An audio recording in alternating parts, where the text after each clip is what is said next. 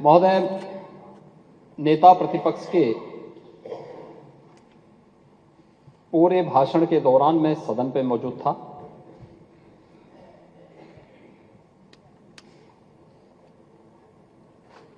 लेकिन मुझे आश्चर्य हो रहा था कि अब बोलेंगे तब बोलेंगे, वह इस सदी की सबसे बड़ी घटना की ओर भी ध्यान आकर्षित करेंगे।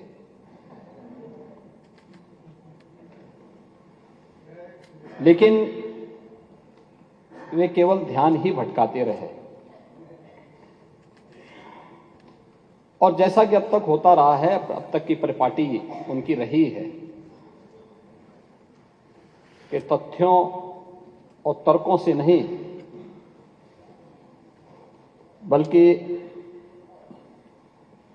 अपनी जबरन बातों को दोषों के मुंह पे थोपने का जो प्रयास इनके द्वारा अतीत में किया जाता रहा है, उसी प्रकार की बातें उन्होंने अपने भाषण के दौरान भी कही।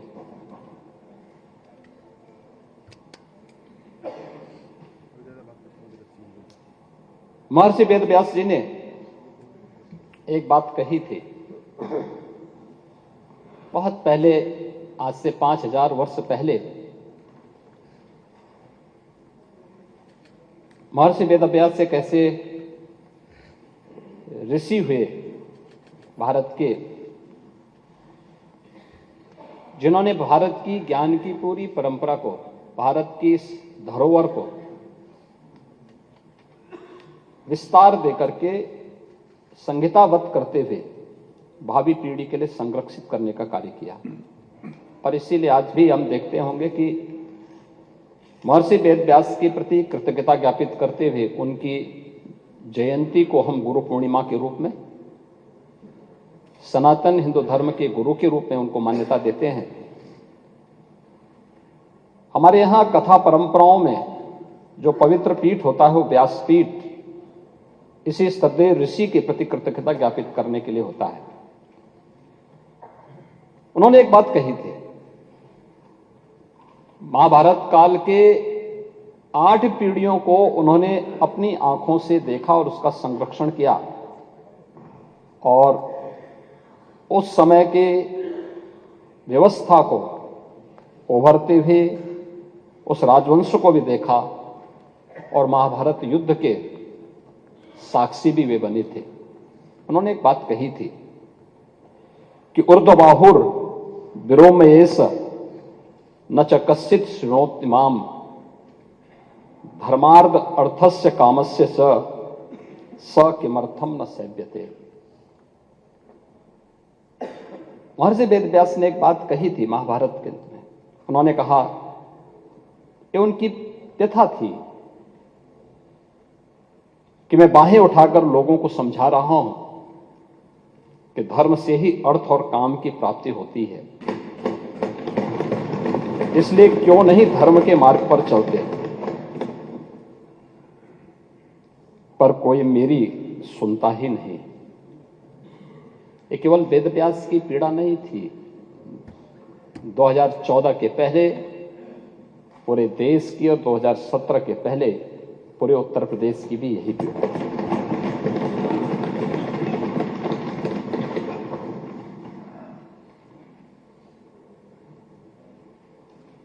दो 2017 के पहले उत्तर प्रदेश को जिन लोगों ने 4-4 बार प्रदेश में शासन किया, एक लंबे समय तक सत्ता के सिंहासन पर विराजमान रहे, वो उत्तर प्रदेश को कहां लेके गए थे? पहचान का संकट खड़ा कर दिया था उत्तर प्रदेश वासियों के सामने। एक पहचान का संकट आया था। यहां का नौजवान बाहर नहीं जा सकता था, पहचान छुपाने के लिए मजबूर था। उत्तर प्रदेश से बाहर निकलता था तो हे दृश्य से देखा जाता था। नौजवान कहीं जाता था, नौकरी नहीं मिलती थी। यहां तो अवसर थे नहीं, लेकिन अगर उत्तर प्रदेश से बाहर जा रहा है तो नौकरी नहीं मिलती थी। किराए पर कमरे की बात तो दूर, होटल और धर्मशालाओं में भी कमरे नहीं मिल पाते थे। ये उत्तर प्रदेश की स्थिति 2017 के पहले बना दी गई थी। महोदय, कौन जिम्मेदार है इस स्थिति के लिए?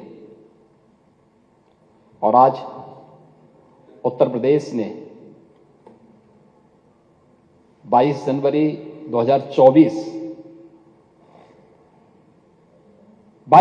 2024 की घटना को भी देखा है। पूरा देश अभिभूत था। पूरी दुनिया के अंदर हर वह व्यक्ति जो सत्य का पक्षधर है, न्याय का पक्षधर है, वह अभिभूत था, गौरवान्वित था। हर सनातन धर्मावलंबी की आंखों में आंसू थे, हर्ष के, गौरव के, और अपनी कई पीढ़ियों को वह इस आयोजन में प्रत्यक्ष या अप्रत्यक्ष रूप से उसके साथ सहभागी बनकर के अपनी पीढ़ियों के प्रति कृतज्ञता ज्ञापित भी कर रहा था और तर्पण भी अर्पित कर रहा था।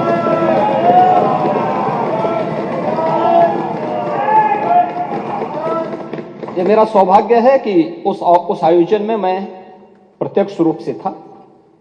वहां के वातावरण को मैं समझ सकता था। 25 करोड़ की उत्तर प्रदेश की आबादी और 140 करोड़ का हमारा देश, कमोवेश हर प्रदेश का प्रतिनिधित्व था, नेतृत्व वर्ग था। आदरणीय प्रधानमंत्री जी की उपस्थिति थी, पूज्य संतों की, आचार्यों की और समाज के हर तबके की उपस्थिति वहां पर मौजूद थी। अद्भुत वातावरण था, ऊर्जा से भरपूर था। और यही उत्तर प्रदेश, जिस उत्तर प्रदेश के नौजवानों को देख करके उत्तर प्रदेश के नागरिकों के बारे में टिप्पणी होती थी, आज उस उत्तर प्रदेश जहां कोई आना नहीं चाहता था, आज देश और दुनिया का हर व्यक्ति उत्तर प्रदेश आने के लिए तैयार बैठा है। ये घटनाएं कैसे परिवर्तित करती हैं? और इसीलिए जब मैं इस सदन में मिला, पहले दिन जिस दिन दलीय नेताओं की बैठक थी, तो हर सदस्य के चेहरे पर एक आत्मसंतोष का भाव था। हो सकता है पार्टियां के अपने भेद हो सकते हैं, लेकिन मन में एक संतोष था कि जो हुआ है अयोध्या में अच्छा हुआ है।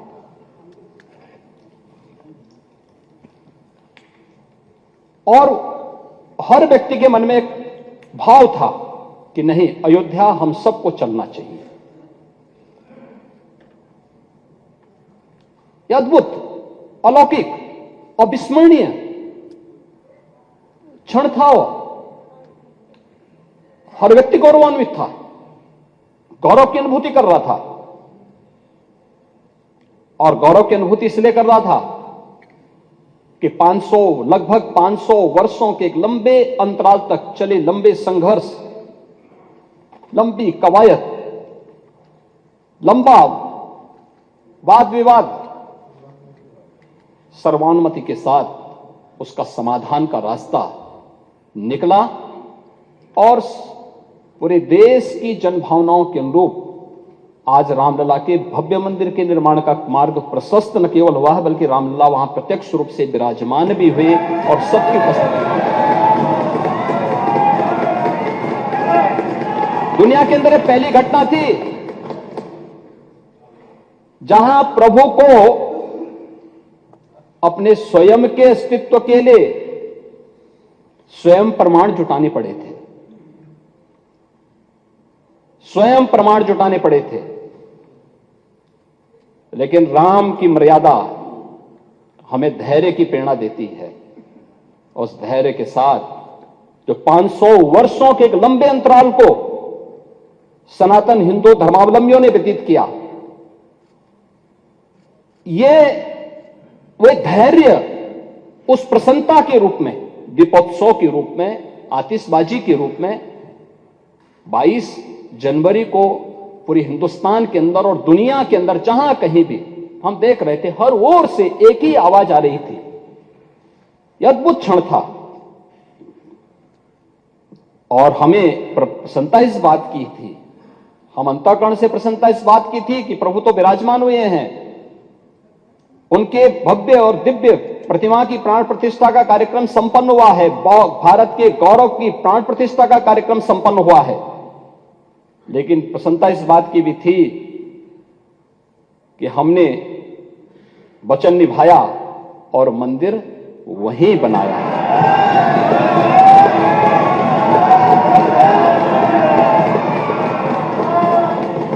जो कहा सो किया, जो संकल्प लिया उसकी सिद्धि भी हुई।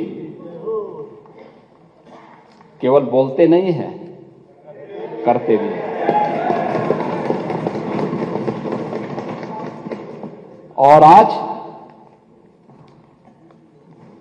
नव्य, भव्य और दिव्य अयोध्या को देख करके भी हर व्यक्ति अभिभूत है।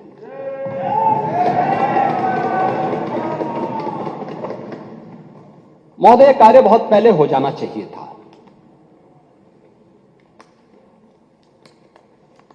हम मानते हैं मंदिर का विवाद न्यायालय में था,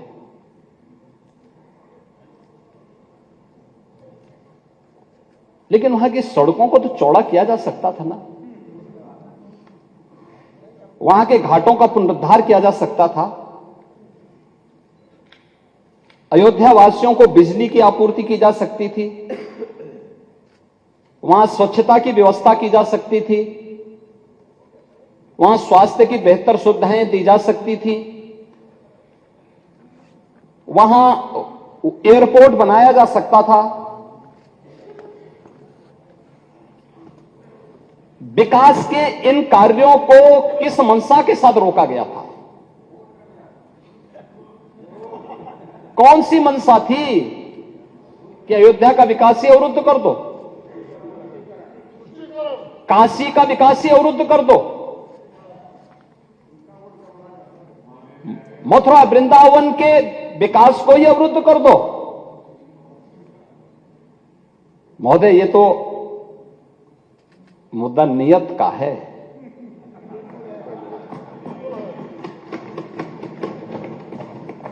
हमारी आस्था थी और नीति भी साफ थी और नियत भी बहुत स्पष्ट थी।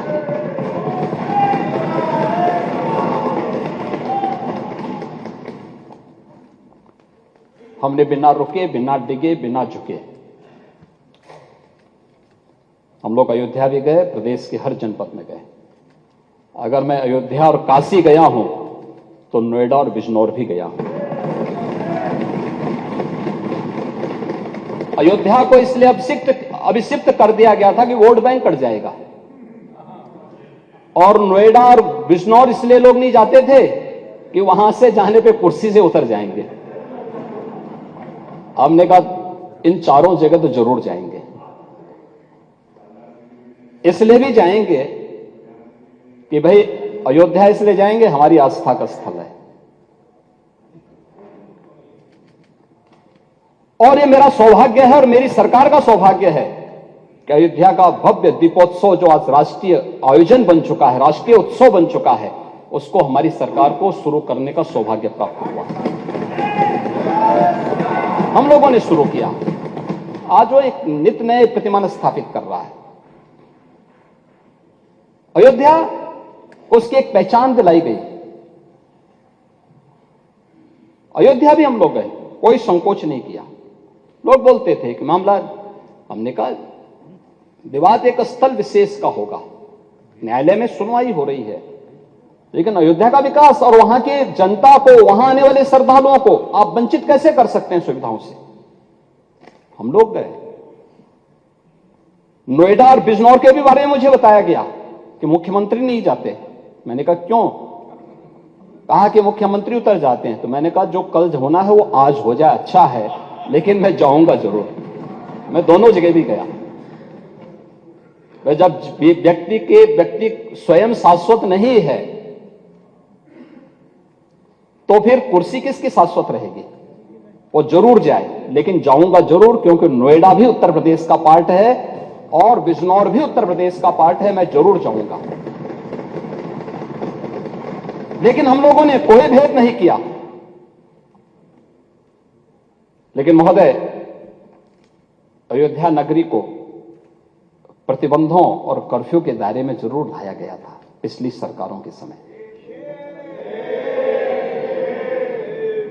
सदियों तक अयोध्या कुत्सित मनसा के लिए अभिषिक्त थी, एक सुनियोजित तिरस्कार भी झेलती रही। लोक आस्था और जनभावनाओं के साथ ऐसा खिलवाड़ संभवतः दूसरी जगह देखने को नहीं मिला होगा। अयोध्या के साथ अन्याय हुआ, और महोदय जब मैं अन्याय की बात करता हूं तो हमें 5000 वर्ष पुरानी बात भी याद आने लगती है। उस समय पांडवों के साथ भी अन्याय हुआ था, और उस समय कृष्ण गए थे कौरवों के पास। उन्होंने भी कहा था बस दे दो केवल 5 ग्राम, रखो अपनी धरती तमाम, हम वही खुशी से खाएंगे, परिजन पर हंसी न उठाएंगे। लेकिन दुर्योधन वह भी दे न सका, आशीष समाज की ले न सका।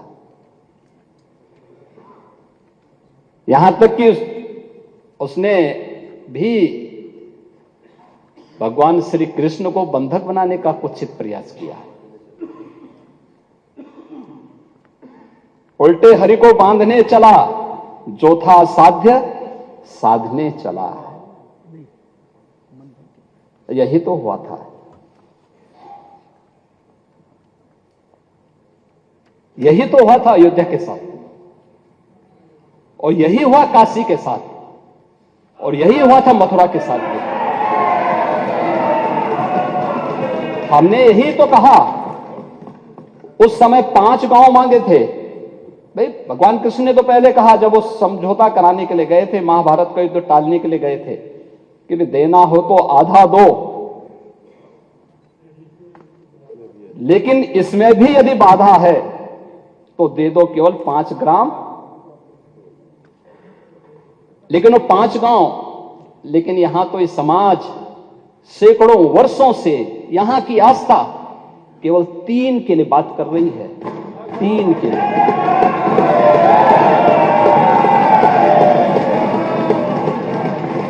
वो 3 के लिए भी इसलिए वे विशिष्ट स्थल हैं, वे सामान्य नहीं हैं। ईश्वर की अवतरण की धरती है, असामान्य नहीं है। वो असामान्य यानी उसको एक सामान्य स्तर पर नहीं मान सकते, लेकिन एक जिद है, और उस जिद में जब राजनीतिक उसमें तड़का पड़ने लगता है और वोट बैंक बनाने की राजनीति होने लगती है, तो वहीं से फिर विवाद की स्थिति खड़ी होने लगती है। यानी लोक आस्था, भारत के अंदर लोक आस्था का अपमान हो, बहुसंख्यक समाज गिड़गिड़ाए, ये पहली बार देखने को मिला। दुनिया देख रही है, स्वतंत्र भारत में काम पहली बार पहले होना चाहिए था। 1947 में प्रारंभ होना चाहिए था, और उस आस्था के लिए बार बार गुहार लगाता रहा। हमने तो केवल 3 जगह मांगी, अन्य जगहों के बारे में कोई मुद्दा नहीं था। अयोध्या के लिए, और देखिए अयोध्या का उत्सव लोगों ने देखा तो नंदी बाबा ने भी कहा, भाई हम काहे इंतजार करें।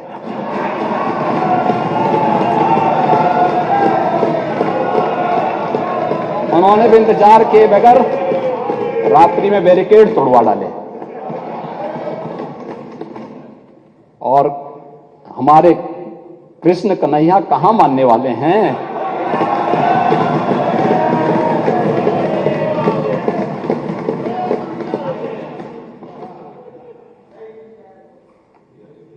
विदेशी आक्रांताओं ने केवल इस देश के अंदर धन दौलत ही नहीं लूटा था, इस देश की आस्था को भी रौंदने का काम किया था। दुर्भाग्य है, आजादी के बाद उन विदेशी आक्रांताओं को महिमामंडित करने के कुत्सित प्रयास हुए अपने वोट बैंक के लिए, अपने वोट बैंक के लिए। भारत का हर नागरिक, मुझे बहुत अच्छा लगा, मैंने एक दिन सुप्रीम कोर्ट की एक अधिवक्ता, संभवतः मैं उसका नाम जान नहीं पा रहा हूं, लेकिन कुछ संभवतः कोई सुबई खान है, उन्होंने उनका एक वक्तव्य मैं सुन रहा था और बहुत अच्छा वक्तव्य उन्होंने कहा, देखिए हम सब सनातन धर्मावलंबी हैं, हाँ मेरा मजहब इस्लाम हो सकता है और मेरी उपासना विधि है, मेरा मजहब है, लेकिन जन्म से हम सनातनी भारतीय हैं।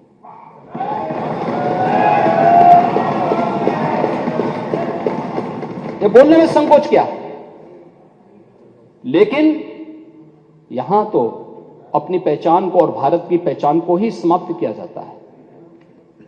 हम महिमामंडन कर रहे हैं उन्हीं आक्रांताओं का जो भारत की लोक आस्था पर प्रहार करते थे, जन विश्वास को रौंदने का काम करते थे। भारत के महापुरुषों, भारत के वीर सेनानियों, भारत के आराध्य देवों को अपमानित करते थे, जिनके खिलाफ हमारे वीर सेनानी लड़े थे, महापुरुष लड़े थे। आज उन महापुरुषों को सम्मानित करने की बजाय हम उन आक्रांताओं को महिमामंडन करें, यह देश अब स्वीकार करने को तैयार नहीं है, कतई स्वीकार नहीं होगा। और तब भी दुर्योधन ने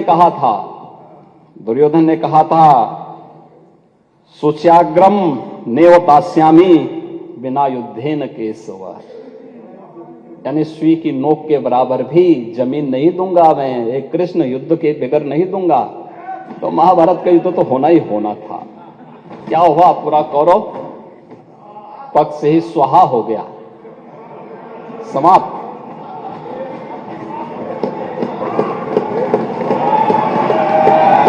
और याद करना,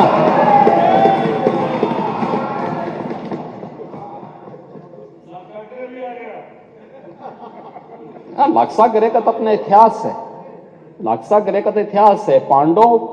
पांडवों को संरक्षण देने वाला लाक्षागृह है। वहां के सारे प्रमाण इस बात को प्रदर्शित करते हैं और न्यायालय के इस फैसले का सम्मान होना चाहिए। महोदय, आज सदियों की प्रतीक्षा अयोध्या में दूर हुई। आज अयोध्या में इंटरनेशनल एयरपोर्ट है। 14 से 15 फ्लाइट अयोध्या से देश के अंदर अलग अलग स्थानों पर जा रही है। ये अयोध्या में प्रारंभ हुआ है। जो अयोध्या को पहले छूना नहीं चाहते थे, आज अयोध्या इंटरनेशनल एयरपोर्ट देने वाला देश का एक प्रमुख राज्य और देश के 4 इंटरनेशनल एयरपोर्ट के साथ उत्तर प्रदेश अपने 9 एयरपोर्ट को क्रियाशील कर चुका है और 10 और को हम क्रियाशील करने जा रहे हैं। अयोध्या में माता सबरी के नाम पर रसोई घर भी प्रारंभ हो गया है। क्या माता सबरी के अनुयायी पीडीए के हिस्से हैं या नहीं है? रेन बसेरा भी अयोध्या में बन गया है और ये निषाद राज के नाम पर बन गया है। क्या निषाद राज के अनुयायी पीडीए के पार्ट हैं या नहीं हैं?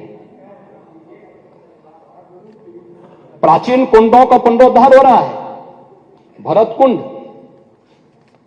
राम की मर्यादा, परिवार की मर्यादा, क्या परिवार की मर्यादा है? यहां तो पीडीए, हमारे डिप्टी सीएम ने कहा, पीडीए का मतलब है परिवार डेवलपमेंट अथॉरिटी। ब्रजेश जी ने अभी अपने उसमें कहा, उनके पीडीए में और लोग हैं लेकिन चच्चू नहीं है। वो बेचारे हमेशा ठगे जाते हैं ऐसे। कब तक ये न्याय होगा पता नहीं। महाभारत को एक बार पढ़िए, महाभारत, हाँ एकदम। आखिर परिवार के 3 सदस्यों के नाम थे, चच्चू के नाम क्यों नहीं था?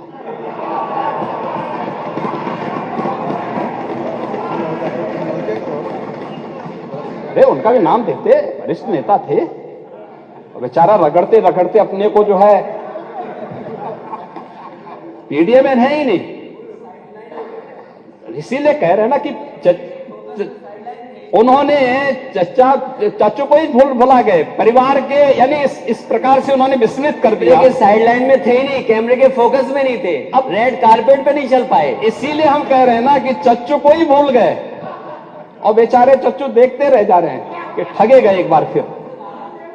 अब ये तो अगर प्रभु राम को ये लोग मानते तो चच्चू के साथ अन्याय नहीं करते, रामायण से सीखते, रामायण में सीखते, या फिर कम से कम महाभारत से ही सीख जाइए। और आप तो वैसे भी कभी कभी आपके बयान आते रहते हैं, लेकिन आप फिर भी बोलते हैं, आप आस्था के बारे में जरूर बोलते हैं। आप देखो अध्यक्ष महोदय, एक महोदय कैमरे में क्यों नहीं थे, कैमरे के फोकस से बाहर क्यों थे, साइडलाइन क्यों थे, उसको माननीय नेता प्रतिपक्ष प्लीज, आप जब बोल रहे कोई भी नहीं बोला ना, आपसे रिक्वेस्ट है प्लीज प्लीज प्लीज। महोदय, आज अयोध्या की पौराणिकता के साथ साथ वैदिक रामायण सिटी के रूप में तो अयोध्या का विकास हो ही रहा है, लेकिन भौतिक विकास की एक भव्य और दिव्य अयोध्या हम सबको मिल रही है। 31,000 करोड़ रुपए से अधिक के प्रोजेक्ट वर्तमान में अयोध्या में और अयोध्या से जुड़े हुए अन्य इंफ्रास्ट्रक्चर पर खर्च या तो हो चुके हैं या हो रहे हैं। और इसमें धर्मपथ, श्री राम पथ, भक्ति पथ, जन्मभूमि पथ, इन सब का निर्माण कार्य हो चुका है। आज आप जाइए ना, सिंगल लेन की जो सड़कें थी और वो 4 लेन की हो गई। वहां पे गुप्तार घाट, वहां पे राम घाट, नया घाट एक नए स्वरूप में आ गया। गुप्तार घाट आज कोई जाके देखेगा ना, कितना दिव्य स्थल बन चुका है। राम जी की पेड़ी, सत्र के पहले पानी वहीं सड़ता था, आज हरिद्वार की हरि जी की पेड़ी की तरह दर्शन देखना हो तो अयोध्या जी में राम जी की पेड़ी में, जहां दीपोत्सव का भव्य आयोजन होता है, वहां यह उत्सव भी देखने को मिलता है। भरत कुंड, सूरज कुंड, ब्रह्म कुंड, ये सभी कुछ आज अयोध्या में है। मल्टी लेवल पार्किंग, एक नहीं 6 मल्टी लेवल पार्किंग वहां काम कर रही है। रेन बसेरे बन रहे हैं। नई अयोध्या को बसाने के लिए एक टाउनशिप की नई स्कीम वहां पे आ रही है। हर राज्य को स्टेट गेस्ट हाउस बनाने के लिए भारत के सनातन धर्म से जुड़े हुए हर पंथ और संप्रदाय को अपने अपने संप्रदाय से संबंधित धर्मशाला निर्माण के लिए भी जमीन आवंटन की कार्रवाई अयोध्या धाम में हो रही है। एक नई अयोध्या का दर्शन अयोध्या में, और अयोध्या 22 जनवरी को ऐसे ही लग रही थी जैसे तुलसीदास जी ने कहा कि अवधपुरी प्रभु आवत जानी भई सकल शोभा के खाने। अयोधपुरी ऐसी चमक रही थी, यानी ऐसे लग रही थी, शोभायमान थी, पूरी तरह शोभायमान थी। महोदय, अयोध्या में मात्र एक मंदिर नहीं था, भारत का एक राष्ट्र मंदिर की पुनर्प्रतिष्ठा का कार्यक्रम संपन्न हुआ है। भारत के गौरव की पुनर्प्रतिष्ठा का कार्यक्रम संपन्न हुआ है। भारत के लोक आस्था का सम्मान हुआ है और भारत का जन विश्वास और भी सुदृढ़ हुआ है। भारत की लोकतांत्रिक व्यवस्था पर लोगों का विश्वास मजबूत हुआ है, सुदृढ़ हुआ है। भारत की सनातन आस्था गौरवान्वित हुई है। सचमुच उन सभी पूर्वजों के प्रति तर्पण अर्पण करने का भी एक अवसर था जिन्होंने अपने आप को इस पूरे आंदोलन के प्रति होम किया था। 3 लाख से अधिक हिंदू शहीद हुआ था अयोध्या के लिए। ये लड़ाई संतों के स्तर पर, राजाओं के स्तर पर, वीरों और वीरांगनाओं के स्तर पर, निहंगों के स्तर पर, हर स्तर पर ये लड़ाई लड़ी गई थी। और 1984 के बाद राष्ट्रीय स्वयंसेवक संघ के नेतृत्व में, पूज्य संतों और विश्व हिंदू परिषद के नेतृत्व में जो लड़ाई लड़ी गई, उसकी परिणति थी कि अंत में 2019 में माननीय उच्चतम न्यायालय के एक सर्वानुमत फैसले के बाद एक निष्कर्ष पर पहुंचा गया और आज भव्य मंदिर का निर्माण वहां पर इस रूप में हम सबको देखने को मिला है।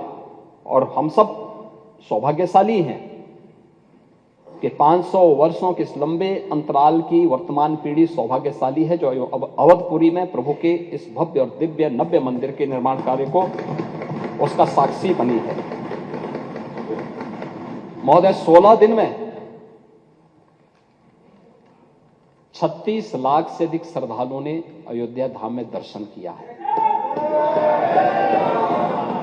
36 लाख से अधिक। व्यवस्था ऐसी कि कोई पूरब से कोई पश्चिम से। कल अरुणाचल प्रदेश के माननीय मुख्यमंत्री, वहां का पूरा कैबिनेट, वहां की पूरी विधानसभा अयोध्या धाम में दर्शन करने के लिए आई थी। आज फिजी के, कल नेपाल के लोग गए, नेपाल के माननीय सांसदगण गए थे। आज फिजी और कल सूरीनाम के राष्ट्र प्रमुख वहां जा रहे हैं। अन्य तमाम बड़े बड़े डेलीगेशन अयोध्या धाम में आ रहे हैं, दर्शन करने के लिए आ रहे हैं। और आज जो कोई अयोध्यापुरी में अब आ रहा है, बरबस उनके मुंह से तुलसीदास जी की पंक्तियां निकल पड़ी हैं कि अवधपुरी अति रुचिर बनाई। अब हर व्यक्ति इस बात को कहने के लिए मजबूर है, नहीं तो हमारे विपक्ष के मित्रों ने क्या कर दिया था अयोध्या में। उन्होंने अयोध्या को किस रूप में बना दिया था। अयोध्या गलियों में गोलियों की तड़तड़ाहट होती थी, परिक्रमा में बैन प्रतिबंधित, परिक्रमाएं प्रतिबंधित होती थी, कर्फ्यू लगता था। अयोध्या आने के लिए देश के अंदर रामनामी गमछा अगर किसी ने ओढ़ा हुआ है उसको गिरफ्तार करके बंद कर दिया जाता था। यही देश ने देखा है। 1990 से लेकर के लगातार एक लंबी लड़ाई जिस स्तर पर लड़ी गई, और आज उसका परिणाम हम सबके सामने है कि आज अयोध्या में हम इस बात के लिए आश्वस्त कर सकते हैं, अब ये भव्य और दिव्य नव्य अयोध्या जिस रूप में आई है, ये हर भारतवासी को तो अपनी ओर आकर्षित करेगी, हर सनातन धर्मावलंबी को आकर्षित करेगी ही। देश के टूरिस्ट डेस्टिनेशन का, दुनिया का सबसे बड़ा केंद्र और दुनिया की सांस्कृतिक राजधानी बनने की ओर अग्रसर होगा। अयोध्यापुरी को उस रूप में विकसित करने की एक नई तैयारी सरकार के द्वारा प्रारंभ की गई है और उस ओर महामहिम राज्यपाल जी ने ध्यान आकर्षित भी किया है। हम इस बात के लिए कह सकते हैं अब अयोध्या में कोई परिक्रमा में प्रतिबंध नहीं लगा सकता, क्योंकि पंचकोसी, 14 कोसी और 84 कोसी परिक्रमा को हम बहुत भव्य स्वरूप देने जा रहे हैं।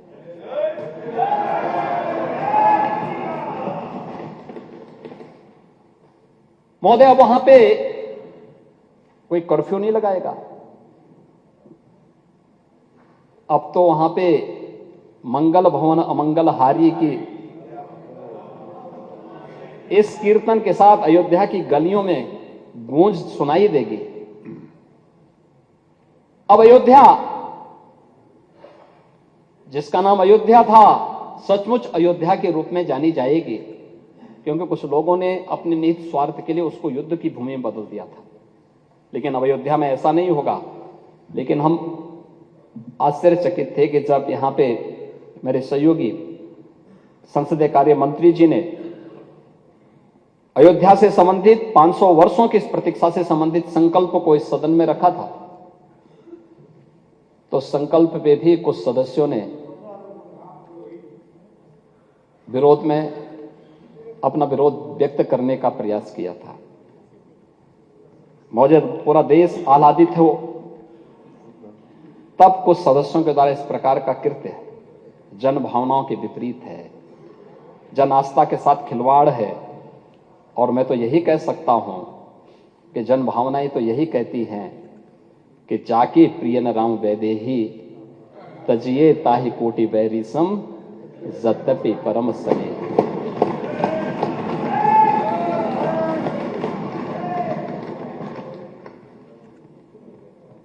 तब कर्फ्यू का सन्नाटा था, आज अयोध्या मंगल भवन मंगलहारी की ध्वनि से गुंजायमान हो रही है।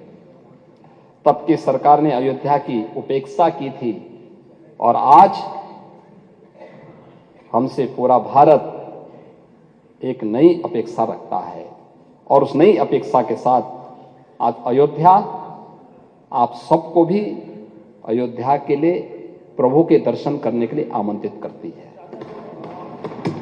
सभी को, पूरे सदन को, मान्य सदन को। पर वो तो सबके हैं, वो तो भक्त वत्सल हैं, सबके हैं और हम सबको वहां जाना चाहिए अयोध्या में, क्योंकि तो भारत आ रहा है वहां पे, पूरा देश आ रहा है, पूरी दुनिया आना चाहती है अयोध्या।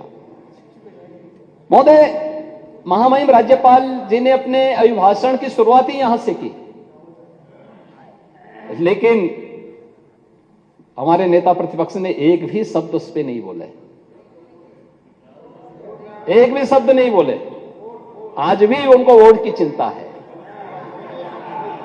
यानी राज्य की चिंता नहीं है, वोट की चिंता है, गौरव की चिंता नहीं थे प्रदेश और देश की, लेकिन वोट की चिंता जरूर है। और ये वोट बैंक की चिंता तो बड़ी खतरनाक व्यथा है ये, और उस व्यथा को जो महर्षि वेदव्यास ने व्यक्त की थी, उसी व्यथा की ओर मैं ध्यान आकर्षित कर रहा था। यानी वोट बैंक के लिए हम किस स्तर पर जाकर के राष्ट्रीय मुद्दों पर, जन लोक आस्था के मुद्दे पर, जन विश्वास के मुद्दे पर कैसे खिलवाड़ कर रहे हैं। अभिभाषण की शुरुआत में राज्यपाल जी के द्वारा व्यक्त किए गए शब्दों का भी हम समर्थन नहीं कर पाए, क्योंकि वह तो पार्टी लाइन से ऊपर के शब्द थे। उसके प्रति तो पूरे सदन को संवेद स्तर से उसका समर्थन करना चाहिए था, लेकिन वह नहीं हो पाया। महोदय, महामहिम राज्यपाल जी ने माघ मेले की भी चर्चा की और अभिभाषण में बात कही कि माघ मेला को हम 2025 के प्रयागराज महाकुंभ के पूर्व के रिहर्सल के रूप में देख करके उसके अनुसार रणनीति भी बना रहे हैं और सरकार सचमुच उसके अनुरूप कार्य योजना को लेकर के आगे बढ़ी है। हमारे सामने उदाहरण है, ये हमारा सौभाग्य है 2019 के प्रयागराज कुंभ को आयोजित करने का सौभाग्य हमारी सरकार को प्राप्त हुआ था और 15 जनवरी से 4 मार्च 2019 तक प्रयागराज में जो कुंभ आयोजित हुआ, पहली बार 24 करोड़ से अधिक श्रद्धालुओं ने प्रयागराज कुंभ में आकर के एक नया कीर्तिमान स्थापित किया। सुरक्षा, स्वच्छता और सुव्यवस्था का क्या मॉडल हो सकता है, ये प्रयागराज कुंभ में देखने को मिला था। प्रयागराज कुंभ दुनिया के 100 से अधिक देशों के एम्बेसडर्स वहां आए थे, हाई कमिश्नर्स वहां आए थे। इतने बड़े जमावड़े को देख करके, इतने बड़े श्रद्धालुओं के समूह को देख करके अभिभूत थे। तमाम देशों के राष्ट्राध्यक्ष आए थे। आदरणीय प्रधानमंत्री जी के मार्गदर्शन में जो वहां व्यवस्था बनाई गई थी, सबने उसकी सराहना की और मौनी अमावस्या के दिन 5 करोड़ श्रद्धालुओं ने प्रयागराज में संगम तट पर स्नान किया था।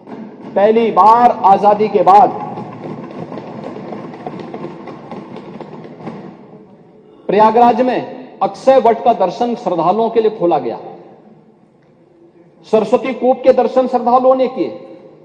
ये प्रयागराज के अंदर ये दृश्य भी हर व्यक्ति देख करके अभिभूत था और हमारी सरकार ने अभी से व्यवस्था प्रारंभ की है कि हम लोग 2025 के कुंभ को भव्य और दिव्य रूप में स्वच्छता, सुरक्षा और सुव्यवस्था के उसी मॉडल के रूप में आगे लेकर के जाएंगे जो 2019 में दिया गया था, उसी मॉडल को। क्योंकि हमारा मानना है अब अयोध्या में 19 के पहले जब 19 में जब प्रयागराज कुंभ था, तब काशी में काशी विश्वनाथ धाम इस रूप में नहीं था,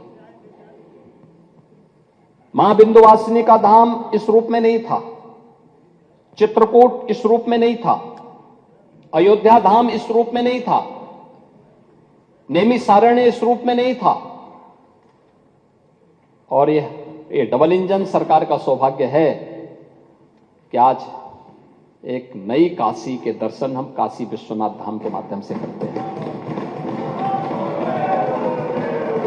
अब काशी, कितने लोग काशी में आ गए, बड़ी संख्या में। मैं वो भी आंकड़े आपको दूंगा कि कितना लाभ यूपी को हो रहा है। इसलिए हम लोगों का अनुमान है कि 2025 के प्रयागराज कुंभ में 19 के कुंभ की तुलना में उसके 1.5 से 2 गुना श्रद्धालु प्रयागराज में आएगा। उसके अनुसार उस प्रकार की अवस्थापना सुविधा, उस प्रकार का उसका विस्तार और ये सभी सुविधाएं हम लोग वहां पर उपलब्ध करवाएंगे। और उसके लिए अभी से हमारी तैयारी चल रही है। 9 आरओबी बनाने गए हैं, नया सिविल टर्मिनल का कार्य भी वहां पर किया गया। 250 से अधिक सड़कों के चौड़ीकरण और उनके सुदृढ़ीकरण का कार्य भी संपन्न हुआ।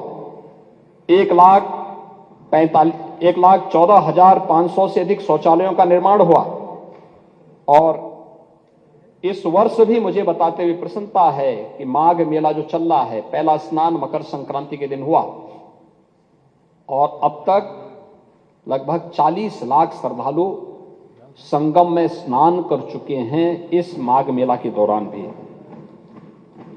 महोदय, आज भारत जिस सांस्कृतिक पुनर्जागरण के एक नए दौर में प्रवेश किया है, इसमें अयोध्या का दीपोत्सव भी, ब्रज का रंगोत्सव भी, काशी की देव दीपावली भी पूरे देश के अंदर अपनी पहचान बना रही है। अयोध्या जी तीर्थ विकास परिषद, देवपाटन तीर्थ विकास परिषद, ब्रज तीर्थ विकास परिषद, बिंदधाम तीर्थ विकास परिषद, सुख तीर्थ विकास परिषद, चित्रकूट धाम तीर्थ विकास परिषद, नैमिष धाम तीर्थ विकास परिषद, ये सभी गठित करके इन सभी धार्मिक और आध्यात्मिक केंद्रों के सुनियोजित विकास को, उनके भौतिक, उनके आध्यात्मिक, उनके धार्मिक विकास को एक व्यवस्थित तरीके से आगे बढ़ाने का कार्य सरकार कर रही है। काशी विश्वनाथ धाम कॉरिडोर का निर्माण कार्य पूरा हो चुका है। मां अन्नपूर्णा की प्रतिमा 100 वर्ष के बाद फिर से काशी विश्वनाथ धाम में वहां पर पुनर्स्थापित हो चुकी है। सोकर क्षेत्र के विकास आदि के कार्य भी सरकार ने प्रारंभ किए हैं। कहीं रामायण पथ का काम, कहीं बौद्ध परिपथ का कार्य, आध्यात्मिक परिपथ का कार्य, शक्ति परिपथ का कार्य और ब्रज परिपथ का, बुंदेलखंड परिपथ और महाभारत परिपथ के कार्य को भी उत्तर प्रदेश का पोटेंशियल है, इन सब पर सरकार व्यवस्थित तरीके से कार्य कर रही है। और इसका परिणाम क्या है कि पिछले वर्ष 6 करोड़ यानी लगभग 6.5 करोड़ श्रद्धालु अकेले काशी विश्वनाथ धाम का दर्शन किया है गत वर्ष अकेले काशी में। मथुरा वृंदावन में 6 करोड़ से अधिक लोगों ने दर्शन किया। नैमिषारण्य में 10 लाख श्रद्धालु आए।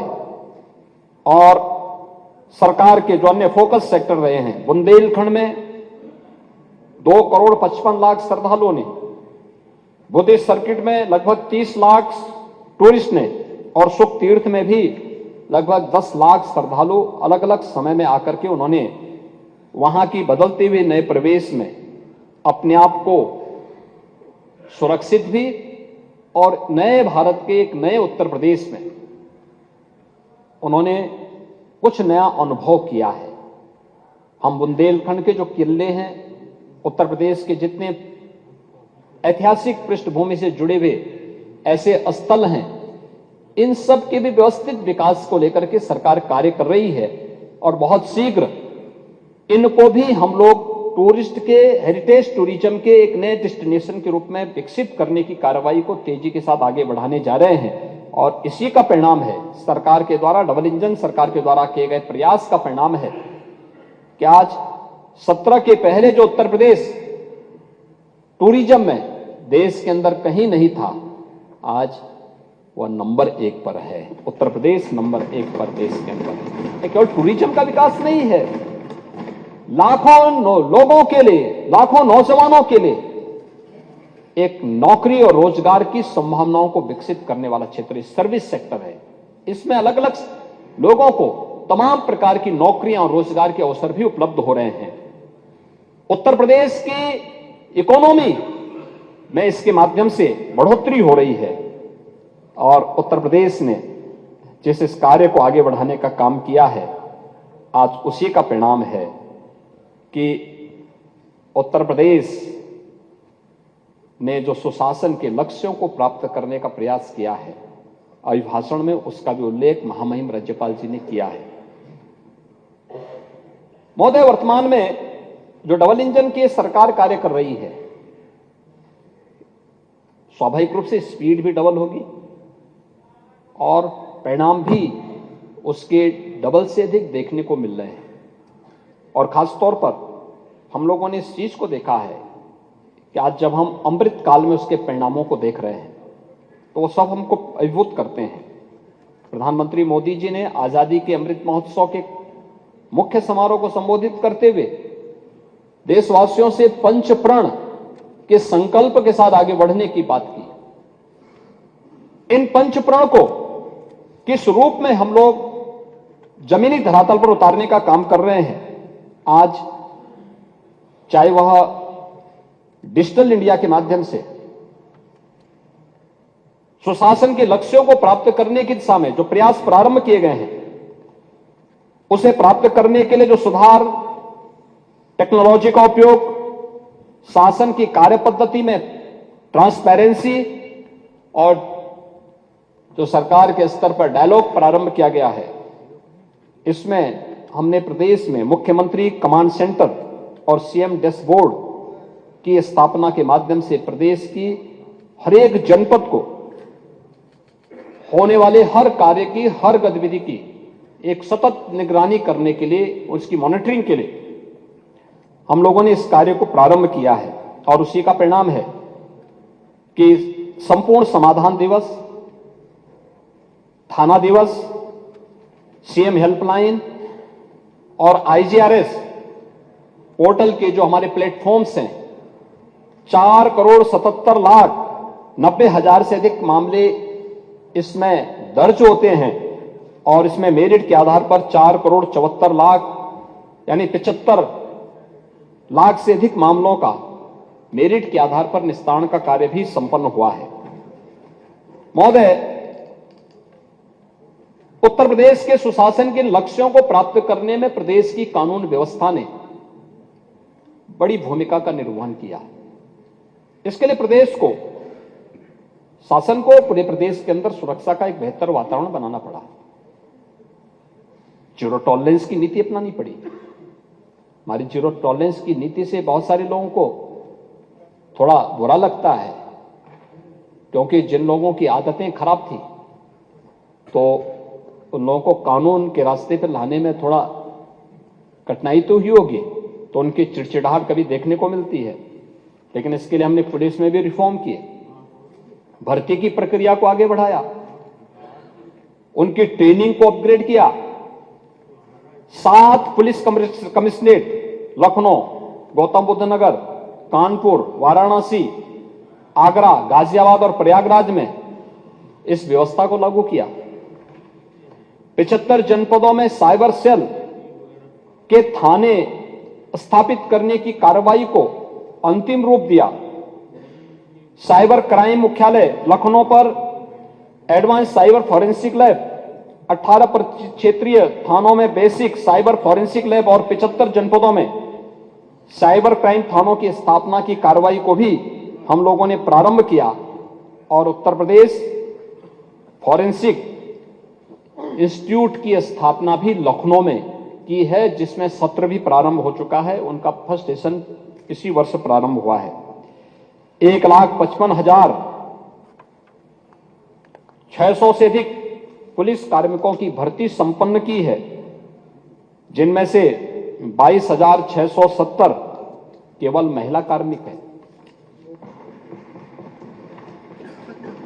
68,000 600 से अधिक पदों पर भर्ती की प्रक्रिया वर्तमान में प्रचलित है और इस दौरान हम लोगों ने पुलिस प्रशिक्षण के केंद्रों की क्षमता को भी लगभग 3 गुना किया है। प्रदेश में 124 नए थाने, 88 नई चौकियां, 7 नए महिला पुलिस थाने, 4 नए आर्थिक अपराध इकाई थाने और 16 नए साइबर क्राइम थाने भी स्थापित किए हैं। एसडीआरएफ का गठन किया, उसकी 3 कंपनियों को क्रियाशील किया, 3 अतिरिक्त कंपनियों को सृजन की प्रक्रिया के साथ जोड़ा गया है। वीरांगना झलकारी बाई महिला पीएसी बटालियन गोरखपुर, वीरांगना अवंती बाई महिला पीएसी बटालियन बदायूं और वीरांगना उदा देवी महिला पीएसी बटालियन लखनऊ की स्थापना की कार्रवाई को आगे बढ़ाया और पहली बार महिला पुलिस कार्मिकों को भी फील्ड की ड्यूटी देने के कार्य प्रारंभ किए गए और महिला बीट पुलिस अधिकारी के रूप में 10,000 से अधिक महिला बीट में उनकी तैनाती की गई। एंटी नारकोटिक्स टास्क फोर्स का गठन भी प्रदेश के अंदर किया गया। इसके साथ साथ प्रदेश ने महत्वपूर्ण प्रतिष्ठानों की सुरक्षा के लिए स्पेशल सिक्योरिटी फोर्स का गठन किया। स्पेशल सिक्योरिटी फोर्स एसएसएफ ही अयोध्या धाम में भगवान राम के भव्य और दिव्य मंदिर की सुरक्षा में लगाई गई है। एसएसएफ, उत्तर प्रदेश एसएसएफ, जिसकी ट्रेनिंग आधुनिक पद्धति से कराई गई है और उसके कमांडो ही वहां सुरक्षा में तैनात हैं। देवबंद, सहारनपुर में, बहराइच, अलीगढ़, कानपुर सहित अन्य जनपदों में एटीएस की नई फील्ड यूनिट का गठन भी किया गया है और प्रदेश में आज जब हम लोग प्रदेश की कानून व्यवस्था और सुरक्षा के माहौल को देखते हैं तो देश के अंदर स्वाभाविक रूप से इसको एक मॉडल के रूप में माना जाता है। एनसीआरबी के आंकड़े जो बताते हैं 2016 के सापेक्ष 2023 में अगर आप देखेंगे तो डकैती के मामलों में लगभग 87% कमी आई है, लूट के मामलों में लगभग 76% कमी आई है, हत्या के मामले में 43% कमी आई है, बलवा के मामले में 64%, फिरौती और अपहरण के मामलों में 72% और दुष्कर्म के मामलों में 46% की कमी देखने को मिली है। महोदय, ये एनसीआरबी के आंकड़े हैं और ये तब हैं जब किसी भी व्यवस्था को यहां पर कहीं भी पूरी ट्रांसपेरेंसी के साथ में, अगर आप देखेंगे जो हमारे नेता प्रतिपक्ष एक बात को यहां पे कह रहे थे और खास तौर पर उन्होंने एक चीज की यहां पे चर्चा की कि प्रदेश के अंदर रिस्पांस टाइम, यानी ये कह रहे थे कि हमने डायल 100 बनाया, आपने उसका नाम बदल दिया। पूरे देश के अंदर डायल 100 को डायल 112 के रूप में बदला गया है और एक इंटीग्रेटेड कमांड सेंटर के माध्यम से पूरे देश की इस व्यवस्था को संचालित करने की कार्रवाई को आगे बढ़ाया गया है। इसमें 2017 के पहले जो रिस्पांस टाइम था डायल 100 का, वो 25 मिनट 42 सेकंड का था। आज यह 9 मिनट 50 सेकंड का है। महिला पीआरबी में 446 वाहन का आज कार्यरत हैं, स्पेशली कार्यरत हैं। आज 25 लाख कॉल लैंडिंग की सुविधा को बढ़ा करके 60 लाख कॉल की यहां पर की गई है। पूर्व में 60,000 कॉल ट्रैकिंग क्षमता को बढ़ा करके लगभग 1,25,000 की जा रही है और 32,000 जो हमारे पास 4 व्हीलर थे पीआरबी के, उन्हें 4,278 किया जा रहा है और दोपहिया वाहन 1,600 से बढ़ा करके 2,000। टेक्नोलॉजी अपग्रेडेशन और अन्य कार्रवाई को भी प्राथमिकता के आधार पर बढ़ाया गया है। महोदय, महिला संबंधी अपराध के बारे में भी नेता प्रतिपक्ष के द्वारा यहां पर टिप्पणी की गई थी। महिलाओं के बारे में समाजवादी पार्टी का रवैया क्या है, ये तो महामहिम राज्यपाल के भाषण के दौरान के दृश्य को ही हम देख रहे थे।